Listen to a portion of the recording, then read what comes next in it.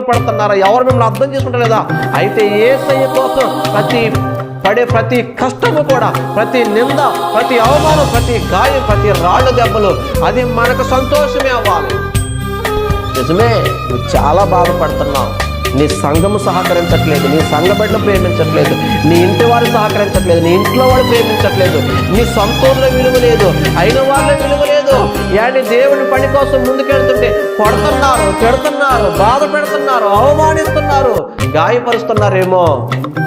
ఎన్ని గాయాలు అనుభవించినా, ఎన్ని బాధలు పడ్డా, యేసయ్య మన కోసం పడిన గాయాలతో పోలిస్తే అంత గాయాలున్నాయా? యేసయ్య మొక్క మీద ఉమ్మేశారు, నీ మొక్క మీద ఉమ్మేశారా బిడ్డ? బాధపడుతున్నావు. యేసయ్య అంత బాధపడలే కదా మనం. ఆయన గడ్డం పెరికేశారు, ఆయన పడా దెబ్బలు కొట్టారు, రోడ్డు అంటే ఈడ్చుకుపోయారు, వస్త్రహీనుడు చేశారు, సిలువ వేశారు. అంత